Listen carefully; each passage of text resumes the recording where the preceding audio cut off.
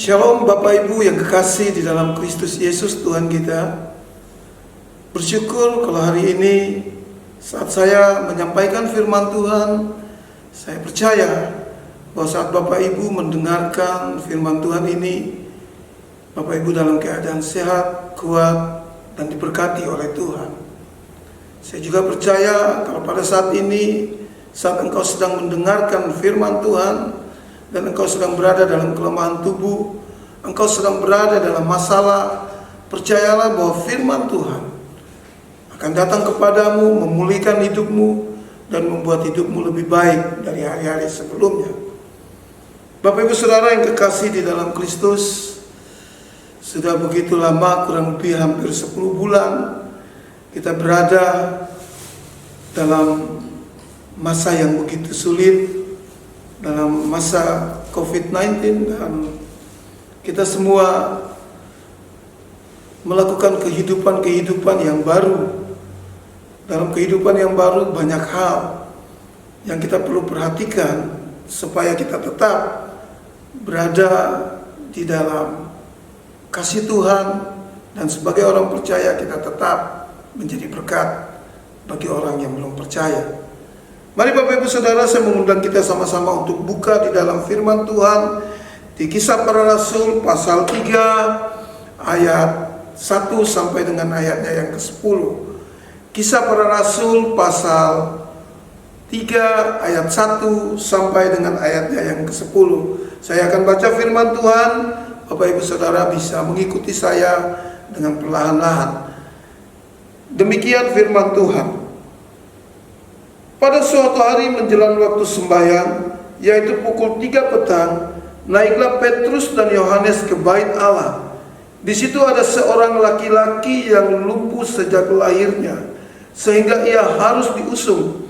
Tiap-tiap hari orang itu diletakkan dekat pintu gerbang bait Allah yang bernama Gerbang Indah, untuk meminta sedekah kepada orang-orang yang masuk ke dalam bait Allah. Ketika orang itu melihat bahwa Petrus dan Yohanes hendak masuk ke dalam bait Allah, ia meminta sedekah. Mereka menatap dia, dan Petrus berkata, "Lihat kepada kami." Lalu orang itu menatap mereka dengan harapan akan mendapat sesuatu dari mereka. Tetapi Petrus berkata, "Emas dan perak tidak ada padaku, tetapi apa yang kupunyai kuberikan kepadamu. Demi nama Yesus Kristus orang Nazaret itu, berjalanlah." Lalu ia memegang tangan kanan orang itu dan membantu dia berdiri. Seketika itu juga kuatlah kaki dan mata kaki orang itu. Ia melonjak berdiri lalu berjalan kian kemari dan mengikuti mereka ke dalam bait Allah, berjalan dan melompat-lompat serta memuji Allah. Seluruh rakyat itu melihat dia berjalan sambil memuji Allah. Lalu mereka mengenal dia sebagai orang yang biasa duduk di pintu dekat gerbang indah bait Allah, sehingga mereka takjub dan tercengang tentang apa yang telah terjadi padanya. Demikian jauh pembacaan firman Tuhan yang kita bisa belajar sama-sama lewat firman Tuhan ini. Bapak Ibu Saudara, firman Tuhan ini kalau dibuat dalam sebuah film singkat sangat menarik. Ya, karena ceritanya ada seorang yang lumpuh sejak lahir, dan ada dua pribadi, yaitu Petrus dan Yohanes yang sedang berjalan dan bertemu dengan orang ini. Karena orang ini lumpuh dan dia sedang berminta-minta sedekah, dan Petrus dan Yohanes mendoakan dia dan mereka menarik dia untuk bisa berjalan. Kalau ini dibuat, maka itu akan menjadi film yang menarik, film yang penuh dengan dramatis.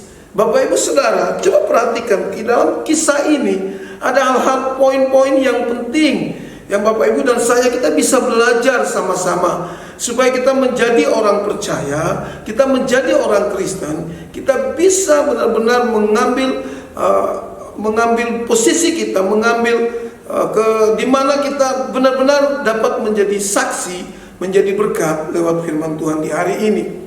Di ayat yang pertama dikatakan seperti ini, ya, bahwa pada suatu hari menjelang waktu sembahyang, yaitu pukul 3 petang, naiklah Petrus dan Yohanes ke bait Allah.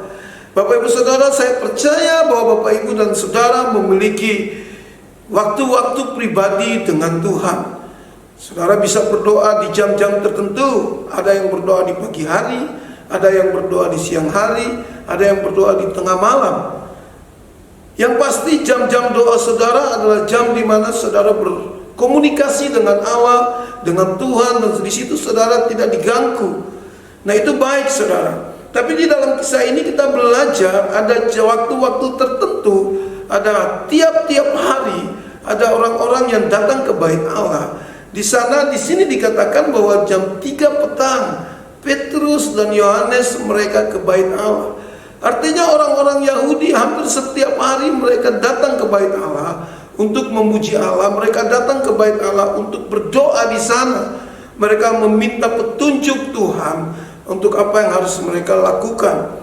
Nah, saya yakin dan saya percaya bahwa kita juga punya waktu-waktu ibadah bersama. Sebelum COVID-19 ini melanda dunia, Bapak Ibu Saudara, kita punya waktu doa bersama.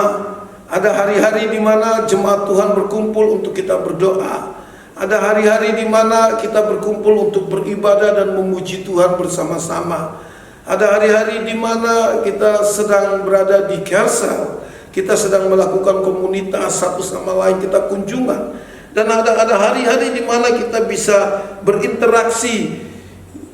Dan tahukah saudara bahwa banyak hal yang akan kita temukan di dalam hidup kita sebagai orang percaya. Saat kita berkumpul, contohnya waktu kita berdoa, mungkin kita sedang berdoa tentang bangsa dan negara. Oh Tuhan, sudah 9 bulan, 10 bulan kita sedang berdoa bersama-sama. Biar bangsa ini keluar dari masalah virus, bangsa ini keluar dari masalah ekonomi. Tapi kok waktu kita lihat belum ada tanda-tanda, belum ada di mana kita lihat secara mata jasmani kita kok belum ada perubahan ya. Tapi tahukah saudara bahwa Allah sedang bekerja di dalam kehidupan yang kita tidak bisa melihat. Allah sedang bekerja. Yang kita butuhkan adalah kita belajar untuk setia. Kita belajar untuk setia, terus berdoa. Kita terus percaya bahwa Allah pasti akan menjawab. Atau mungkin saudara sedang melayani orang lain, saudara sedang berdoa, tapi kok belum ada perubahan. Percayalah, suatu saat Tuhan akan membuat kekejutan di dalam doa-doa saudara. Suatu saat Tuhan akan melakukan mujizat yang dimana saudara akan tercengang, wow, luar biasa Tuhan yang kita sembah. Nah Bapak Ibu Saudara, kita belajar lewat Petrus dan Yohanes bagaimana mereka begitu setia waktu mereka di Yerusalem. Mereka terus datang bertemu dengan orang-orang Yahudi, orang-orang percaya yang ada di bait Allah untuk berdoa, untuk membahas firman Tuhan, untuk berkomunikasi, berinteraksi satu sama lain. Nah di dalam kisah ini di ayat 2 dikatakan begini. Bapak Ibu Saudara perhatikan ayat 2 dikatakan bahwa di situ ada seorang laki-laki yang lumpuh sejak lahirnya sehingga ia harus diusung. Tiap-tiap hari orang itu diletakkan dekat pintu gerbang bait Allah yang bernama Gerbang Indah. Saudara perhatikan kata yang disebut tiap-tiap hari. Ya, kata ini menunjukkan ada beberapa hal yang kita bisa belajar.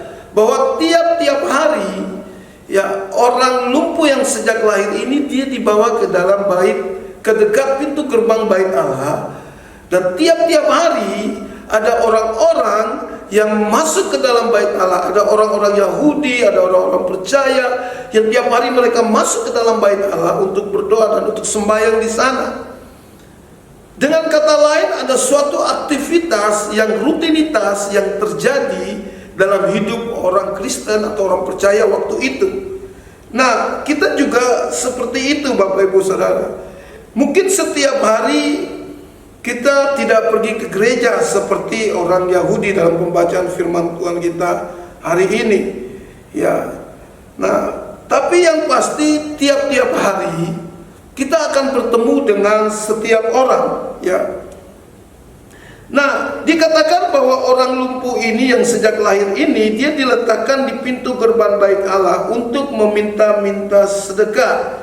Dan tiap-tiap hari orang-orang yang keluar masuk gereja ini, yang keluar masuk bait Allah, mereka pasti melihat orang lumpuh tersebut. Dan saya percaya juga, walaupun tidak ditulis di sini, orang lumpuh ini diletakkan dekat pintu gerbang bait Allah supaya dia menjadi orang-orang yang meminta-minta sehingga mendapatkan sedekah. Pasti setiap hari ada orang percaya atau orang Kristen atau orang Yahudi yang memberikan sedekah kepada orang tersebut, sehingga setiap hari kata firman Tuhan dia ada di situ. Ya. Dan saya juga percaya bahwa pasti ada orang-orang yang lewat dan mereka bilang, kasihan ya, orang ini lumpuh sejak lahir sehingga ia tidak bisa bekerja. Nah, semua ini adalah gaya hidup daripada orang percaya. Orang percaya adalah dikenal sebagai orang yang penuh dengan kasih. Mereka biasanya memberikan uang atau makanan atau menolong orang lain yang dalam keadaan susah, yang kadang-kadang tidak mampu. Orang percaya juga melakukan hal-hal di mana menolong orang-orang yang mungkin sedang sakit dan mendoakan mereka, dan terus punya waktu-waktu untuk mendoakan mereka. Dan juga mungkin kalau kita lewat di tengah-tengah orang yang menderita, mungkin kita akan bilang, kasihan ya, orang ini menderita. Nah, itu adalah belas kasih yang sering timbul di dalam kehidupan orang percaya. Sama seperti seorang lumpuh ini, dia berada di situ karena dia mendapatkan belas kasih dari orang-orang yang masuk ke dalam bait Allah. Nah, Bapak Ibu Saudara, kita mau belajar sama-sama. Ya, tetapi kenapa orang tersebut ya dia tetap berada di situ dan terus meminta-minta sedekah? Poin pertama, Bapak Ibu Saudara, saya mau kasih tahu. Tiap hari pasti kita akan ketemu dengan satu atau dua orang dalam hidup kita setiap hari. Orang di luar dari rumah kita. Saya percaya Bapak Ibu Saudara, seringkali kita memiliki rutinitas dalam hidup kita. Ya, kita pergi ke bait Allah, kita pergi ke gereja, setiap minggu kita punya rutinitas. Atau setiap hari Anda keluar masuk rumah saudara, saudara akan pasti bertemu dengan satu orang atau dua orang yang saudara akan melihat orang itu setiap hari dalam hidup saudara. Atau mungkin setiap minggu 2 atau 3 kali saudara pergi ke bank, mungkin di bank saudara sedang melakukan transaksi, dan setiap hari Anda akan ketemu dengan tukang parkir, Anda akan ketemu dengan satpam, security, Anda akan ketemu dengan teller atau customer service. Anda akan ketemu dengan orang-orang ini di dalam 1 minggu itu. Dan kalau Anda memang orang yang rutin pergi ke bank, Anda akan ketemu dengan orang-orang tersebut.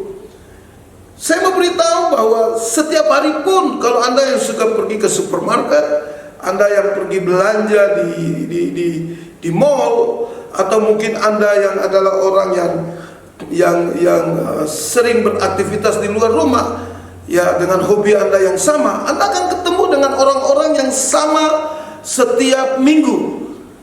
Nah, Bapak Ibu Saudara, tahukah saudara, orang lumpuh ini setiap hari orang yang keluar masuk bait Allah, mereka pasti ketemu dengan orang lumpuh ini. Mereka pasti tahu. Ya, karena di ayat 10 bilang mereka tahu orang ini adalah orang yang lumpuh sejak lahir dan meminta-minta di pintu gerbang indah bait Allah. Nah, Bapak Ibu Saudara, apa yang kita bisa dapatkan setiap hari dalam hidup kita? Petrus dan Yohanes juga adalah orang-orang yang setiap hari rutin pergi ke bait Allah kalau mereka ada di Yerusalem. Tetapi ada sesuatu yang berbeda waktu mereka bertemu dengan orang ini di waktu yang berbeda. Nah, Bapak Ibu Saudara, ini poinnya. Waktu Bapak Ibu Saudara ketemu dengan orang-orang yang setiap hari atau bahkan setiap minggu saudara ketemu, percayalah bahwa orang tersebut adalah orang yang kemungkinan besar Tuhan sedang menuntun Anda untuk melayani orang tersebut. Kemungkinan besar orang tersebut Anda perlu sapa orang itu. Anda perlu berkomunikasi, atau mungkin Anda perlu mulai bawa dalam doa. Tuhan, saya ketemu dengan orang ini setiap kali saya pergi ke bank. Tuhan, saya berdoa untuk orang ini. Ya, kalau saudara bisa tahu namanya, saudara doakan dia. Tuhan, apa yang menjadi masalah orang ini? Apa yang sedang orang ini alami dalam hidupnya? Saudara perlu menyediakan waktu untuk menyapa orang tersebut. Saudara perlu untuk mempersiapkan dirimu untuk berdoa di doa-doa jam-jam tertentu untuk orang tersebut. Kenapa? Karena kemungkinan orang itu adalah orang yang Tuhan sedang tunjuk Anda untuk melayani orang tersebut. Di dunia ini tidak ada orang yang tidak punya masalah. Semua orang punya masalah. Dan di sekeliling kita masih banyak orang yang belum percaya bahwa Yesus adalah Tuhan. Dan tugas kita sebagai orang percaya, kita adalah datang, kita berdoa, kita tanya sama Tuhan. Tuhan, kemarin saya ketemu dengan tukang parkir tersebut.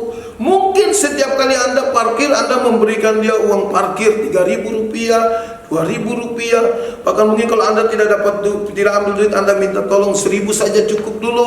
Nanti satu saat Anda akan bayar, karena Anda punya komunikasi. Tapi tahukah saudara, waktu saudara memberikan waktu sedikit untuk menyapa orang tersebut, saudara sedang apa? Sedang melayani orang tersebut untuk percaya bahwa ada kehidupan yang lebih baik di dalam Yesus Kristus. Nah, Bapak Ibu Saudara, perhatikan, orang lumpuh ini setiap hari, orang-orang yang masuk ke dalam bait Allah, orang-orang yang lewat di situ, mereka melihat dia. Tapi pertanyaannya, kalau kita baca di sini, kita tidak temukan bahwa ada orang-orang yang melayani dia. Mereka mungkin kasih sedekah karena dia ada di situ setiap hari. Tapi tidak ada satu orang yang bisa untuk mendoakan dia. Tapi saudara, kalau hari ini saudara dengar firman Tuhan, dan kalau firman Tuhan itu saudara ingat, oh ada orang ini yang setiap kali saya ketemu, doakan dia. Orang tersebut, Tuhan sedang menuntun Anda untuk layani orang tersebut. Nah, oleh karena itu saudara, kita perlu sama-sama berdoa. Kita minta kepada Tuhan supaya kita menjadi orang-orang yang efektif. Kita menjadi orang percaya yang bisa melayani satu sama lain. Kenapa? Saya mau kasih tahu, di luar sana banyak orang yang tidak tahu apa yang menjadi kebutuhan mereka, apa yang menjadi keinginan mereka. Sama seperti orang lumpuh ini. Bapak Ibu Saudara, orang lumpuh ini dia tidak tahu kalau dia membutuhkan Yesus Kristus, dia membutuhkan Allah menjamah hidupnya sehingga dia bisa berjalan. Tapi yang hidupnya dia hanya tahu meminta-minta, hidupnya dia hanya mendapatkan sedekah.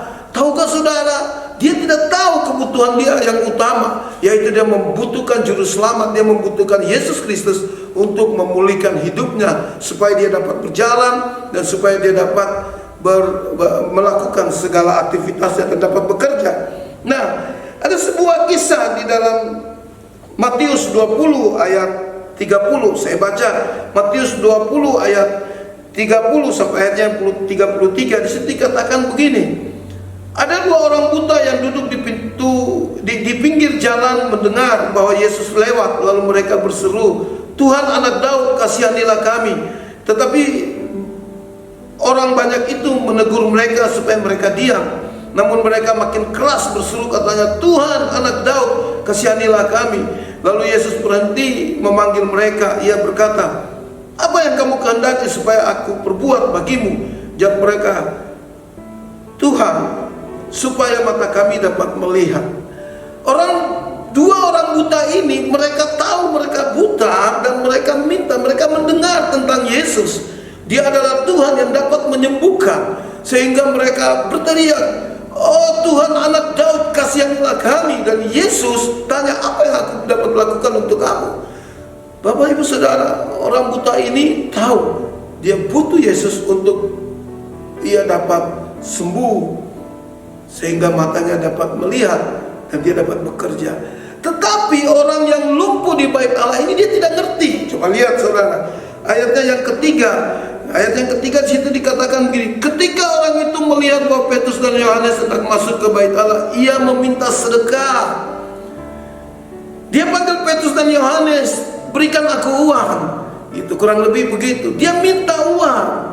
Dia tidak minta kesembuhan dari kakinya yang lumpuh. Dia nggak tahu apa yang dia minta. Perhatikan lagi ayatnya yang keempat.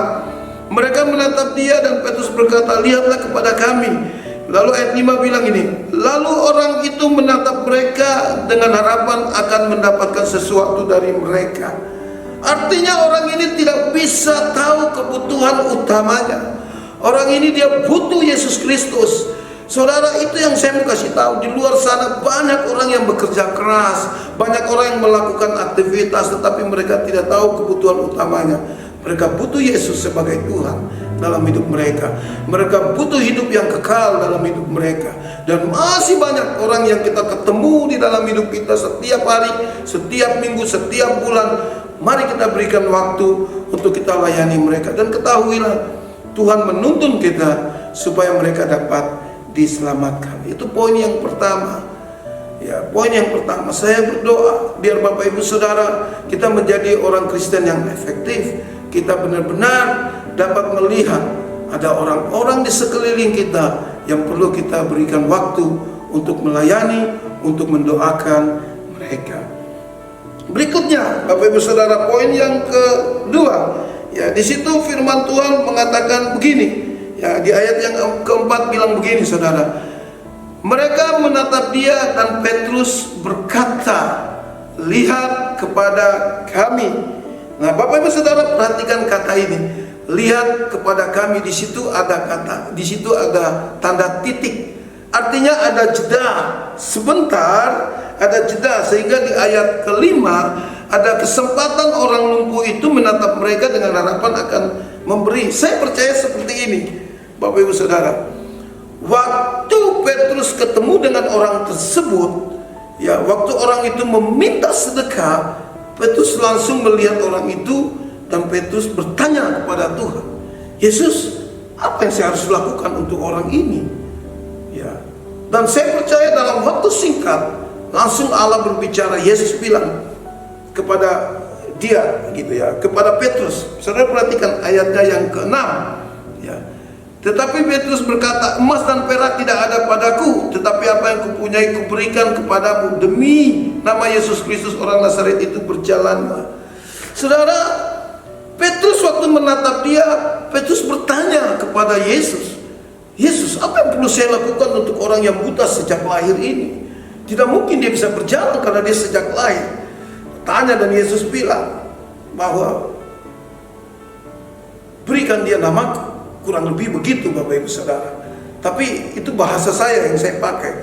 Tapi saya percaya waktu Petrus melihat orang itu, dia berdoa, Tuhan, apa yang harus saya lakukan? Nah, Bapak Ibu Saudara, waktu kita ketemu dengan orang di dalam setiap hidup kita, kita pergi kemanapun, kita lihat orang tersebut, dan waktu orang tersebut sedang berada dalam masalah, ambil waktu sejenak. Tuhan, apa yang harus saya lakukan untuk orang tersebut? Percayalah, Tuhan memakai Bapak Ibu Saudara orang percaya yang sungguh-sungguh punya belas kasih, yang sungguh-sungguh punya empati, di mana kita benar-benar melihat orang yang tertekan, di mana kita melihat orang yang tertindas, di mana kita lihat orang yang belum percaya. Kita punya belas kasih. Waktu kita hampiri mereka, kita berbicara kepada mereka, percayalah, Tuhan akan menyampaikan kepada kita apa yang harus kita lakukan untuk orang tersebut. Sama seperti Petrus. Petrus bilang, emas dan perak tidak ada padaku, tetapi demi Yesus Kristus orang Nazaret itu berjalanlah. Saudara perhatikan, ada perintah dari Yang Maha Kuasa, ada perintah dari Yesus. Berikan dia kehidupan untuk bisa berjalan, sehingga ia dapat bekerja dan memuji Allah. Nah, Bapak Ibu Saudara, itu yang kedua. Pada saat kita bertemu dengan orang-orang tersebut, mari kita tanya, Tuhan, apa yang perlu saya lakukan untuk orang tersebut? Baik, Bapak Ibu Saudara, poin yang ketiga, ya, kita lihat di ayatnya yang ketujuh. Di ayatnya yang ketujuh, di situ firman Tuhan mengatakan begini, lalu ia memegang tangan kanan orang itu dan membantu dia berdiri. Seketika itu juga kuatlah kaki dan mata kaki orang itu. Bapak Ibu Saudara perhatikan, di dalam firman Tuhan ini, saya percaya bahwa semua kita orang percaya diberikan kuasa. Kita diberikan kuasa untuk menyembuhkan orang sakit. Kita diberikan kuasa untuk memulihkan, untuk berkata-kata kepada orang lain. Dan lewat firman Tuhan ini, Petrus berkata-kata kepada orang lumpuh itu. Dia berkatakan begini, emas dan perak tidak ada padaku, tapi demi Kristus Yesus orang Nazaret berjalanlah. Bapak Ibu Saudara, Petrus punya iman yang begitu kuat. Dan kita juga sebagai orang percaya, kita juga punya iman yang kuat. Waktu kita layani orang, saudara, kita akan ketemu dengan orang seperti orang lumpuh ini. Sudah lumpuh sejak lahir dan dia terikat dengan kelumpuhannya. Dan dia hidup dengan karakter kebiasaannya adalah meminta-minta. Sehingga waktu Petrus suruh dia berjalan, dia berjalan. Tidak. Demi Kristus dia tidak langsung berjalan, tetapi dia masih duduk. Tetapi ada tindakan iman. Saudara, inilah saudara, kita harus punya tindakan iman, di mana kita pegang tangan orang tersebut. Petrus pegang tangan orang tersebut dan dia membantu dia berdiri, keluar dari masalahmu. Jangan ada di dalam masalahmu. Sebagai orang percaya, mari kita sama-sama, waktu kita layani orang tersebut, kita tidak cukup hanya mendoakan, kita tidak cukup hanya punya belas kasih, kita tidak cukup hanya melihat orang tersebut dan setelah kita doakan kita suruh pergi. Tetapi firman Tuhan sini mengajarkan kita sebagai orang percaya, kita perlu menolong orang tersebut untuk keluar dari masalahnya. Saya tidak tahu orang-orang yang akan saudara layani ke depan, tapi percayalah, dengan imanmu yang teguh, dengan suatu tindakan iman yang luar biasa, saudara akan membawa orang-orang tersebut untuk keluar dari masalah mereka yang sama sekali mereka tidak mengerti, yang sama sekali mereka tidak tahu, karena ada kehidupan selaput duniawi yang menutupin hidup mereka. Nah, Bapak Ibu Saudara, tindakan iman itu pasti, tindakan iman itu pasti membawa orang-orang untuk memuji Allah. Ayat 8 bilang, ayat yang ke-8 dikatakan begini, Bapak Ibu Saudara, ia melonjak berdiri lalu berjalan kian kemari dan mengikuti mereka ke bait Allah, berjalan dan melompat-lompat serta memuji Allah. Perhatikan, waktu orang tersebut keluar dari masalah kelumpuhannya, yang dilakukan adalah ia memuji Allah. Dia tidak kembali lagi kepada karakternya yang menjadi seorang peminta-minta. Saya percaya dia kembali memuji Allah. Ada kehidupan yang baru yang kita perlu, yang orang tersebut lakukan di dalam hidupnya. Dia memuji Allah. Bapak Ibu Saudara, mari kita sebagai orang percaya, mari kita melakukan tindakan iman kita. Kita menolong orang-orang tersebut. Kita bawa mereka keluar dari masalah krisis ini. Kita bawa mereka keluar dari masalah sakit penyakit. Kita bawa keluar mereka dari masalah rumah tangga mereka. Kita bawa mereka keluar dari ikatan-ikatan yang mengikat mereka selama ini. Dan kita membawa mereka, percayalah, mereka pasti akan memuji Allah. Mereka pasti akan memuji Tuhan kita. Dan mereka menjadi orang-orang yang berkemenangan di dalam hidup mereka. Bapak Ibu Saudara, saya sangat yakin bahwa Bapak Ibu dan saya, kita adalah orang-orang yang dipakai Tuhan di akhir zaman ini untuk melayani setiap orang yang kita jumpai di dalam hidup kita. Poin yang pertama tadi, Bapak Ibu Saudara, mari pastikan kita memberikan waktu untuk orang-orang yang setiap hari, bahkan mungkin setiap minggu kita ketemu. Percayalah, orang tersebut adalah orang yang ditunjuk Allah untuk saudara dan saya, kita layani orang tersebut. Yang kedua, orang percaya perlu melakukan dan melihat bahwa di sekeliling kita ada orang-orang yang perlu dibawa keluar dari masalah mereka tersebut. Dan poin yang ketiga, mari lakukan tindakan imanmu. Tolong mereka untuk mereka keluar dari masalah dan karakter mereka yang bertahun-tahun mengikat hidup mereka. Bapak Ibu Saudara, demikian firman Tuhan. Saya percaya pada saat Bapak Ibu mendengarkan firman Tuhan ini, Bapak Ibu Saudara tetap berada dalam kasih Kristus dan siap untuk melayani jiwa-jiwa yang ada di sekeliling Bapak Ibu Saudara. Mari kita tundukkan kepala sebentar, kita berdoa. Tuhan Yesus yang baik, hamba percaya bahwa Engkau memakai hidup kami orang percaya. Hamba yakin bahwa setiap kami dipanggil untuk melayani orang-orang yang ada di sekeliling kami. Lewat firman Tuhan hari ini hamba berdoa, siapapun kami yang mendengarkan firman Tuhan hari ini, jemaat Tuhan dimanapun engkau berada, percayalah Tuhan sedang mengurapi engkau untuk engkau dapat menyapa orang-orang yang engkau ketemu, agar mereka semua dapat menjadi orang-orang yang keluar dari masalah mereka. Percayalah dengan imanmu yang teguh di dalam Yesus Kristus, engkau akan melakukan mujizat-mujizat yang besar yang akan engkau lakukan di hari-hari ke depan. Jangan pernah takut dan gentar. Tuhan sedang memakai kita orang-orang percaya di seluruh dunia. Dan kita di tempat ini, dimanapun Bapak Ibu Saudara berada, mari ulurkan tanganmu, berikan waktumu, doakan, bantu mereka supaya mereka keluar dari masalah mereka. Hanya di dalam nama Yesus Kristus kau pasti akan melakukan perkara-perkara yang besar. Terima kasih Tuhan Yesus. Kami berdoa dan biar firman Tuhan ini terus tertanam tinggal di dalam hidup kami, dan kami menjadi berkat dimanapun kami berada. Ini doa dan harapan kami Tuhan Yesus. Di dalam nama Yesus hamba berdoa dan mengucap syukur. Haleluya. Amin. Tuhan Yesus memberkati.